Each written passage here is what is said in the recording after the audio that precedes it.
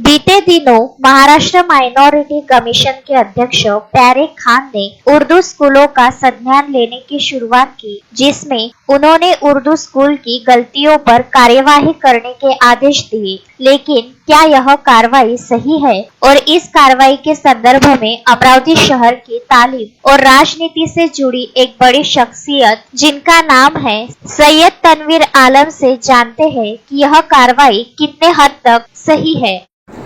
Vidarbha news के ऊपर में आपका बहुत बहुत स्वागत है। इस वक्त टीवी के ऊपर में आप ये जो तस्वीर देख रहे हैं, ये अमरावती शहर की एक जानी मानी शख्सियत है सैयद तनवीर आलम, जो कि एजुकेशन सोसाइटियों के बहुत सारे हिस्से के अहम रोल अदा करने वालों में से एक है।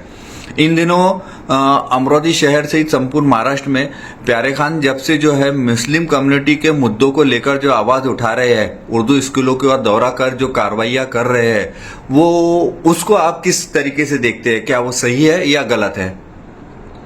देखिए, सबसे पहले तो मैं अल्लाह ताला का शुक्र अदा करता हूँ कि आज के इस दौर के अंदर जनाब प्यारे खान साहब जो अल्पसंख्यक आयोग के अध्यक्ष बने हैं, वो उर्दू स्कूल के लिए एक बहुत वरदान साबित हो रहे हैं। और मेरे नजरिए से कार्रवाई बिल्कुल सही है जिस तरीके से वो कर रहे हैं। क्या उसकी क्या आपको कैसे क्यों लगता है कि जो कार्रवाई की जा रही है, क्या इसमें मैनेजमेंट का घपला रहता है या मैनेजमेंट की मिली भगत रहती है जिसके चलते ये कार्रवाइयां सामने आ रही है? क्योंकि अब बीते वक्त में तो कभी ऐसी कार्रवाइयां देखने को नहीं मिलती थी।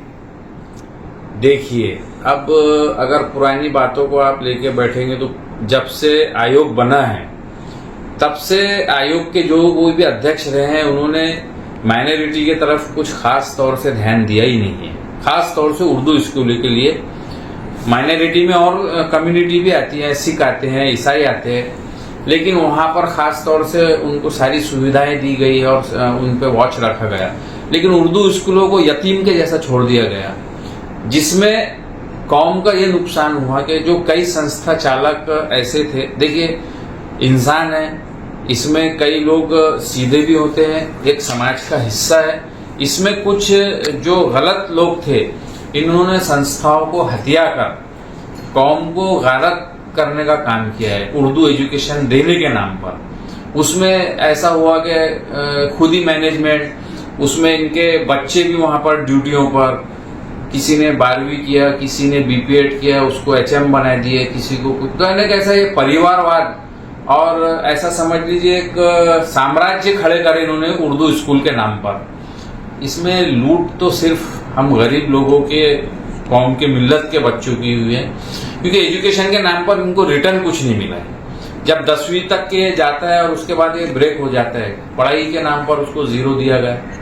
लेकिन आज के इस दौर के अंदर प्यारे खान जिस तरीके से अध्यक्ष बने और उसके बाद में अल्लाह ने उन्हें सुझाया कि कार्रवाई की जाए, तो चलिए आज के इस दौर में कोई तो ऐसा बंदा हुआ मर्द मुजाहिद जो इस काम को लेकर मैदान में उतरा है, और ये मेरा नजरिया है कि वाकई में सही है। मैं उनका खास तौर से शुक्रिया अदा करता हूं और एक और उनसे अपील भी करना चाहता हूं कि आप बिल्कुल डट के काम करें। आपके साथ में हर ईमानदार संस्था वाला कांधे को कांधे लगाकर खड़ा है।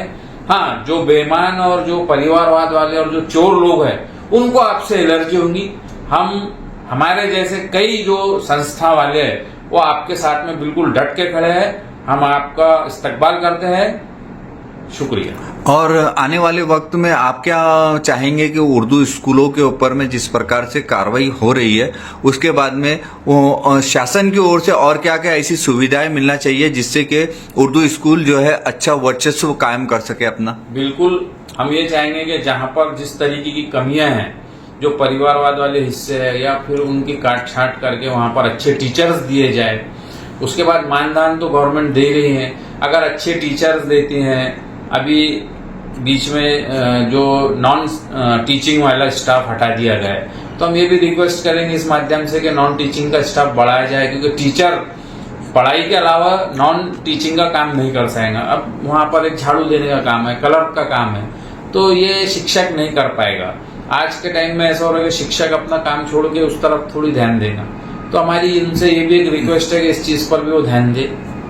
और इस जिस प्रकार से उन्होंने अमरावती दौरा किया था, उस वक्त भी आपकी कोई उनसे मुलाकात हुई थी? कुछ इस टॉपिक के ऊपर में आपकी कोई चर्चा हुई थी या आपने कोई सुझाव बताए थे जिस प्रकार से आपने अभी कैमरे के सामने कहा? इतने बड़े आदमी है कि मैं उनको क्या सुझाव दूं, लेकिन मुलाकात हुई थी, हमने उनका इस्तकबाल किया था उस वक्त। और उस वक्त तक तो कार्रवाई कैसी हो रही हमको पता नहीं था, लेकिन बाद में जैसे जैसे दिखा तो मन बना कि भाई हौसला अफजाई करना चाहिए। कोई इंसान अपनी कौम के लिए अगर जुस्तजू कर रहा है सुधारने के लिए और एजुकेशन के लिए, जो हम लोगों का भी ये ख्वाब था, हमारे वालिद साहब का भी कि भाई कौम और मिल्लत को एजुकेशन मिलना चाहिए, आज जो प्यारे खान साहब कर रहे हैं उनका बहुत हम शुक्रिया अदा करते हैं। शोएब खान, विदर्भ न्यूज, अमरावती।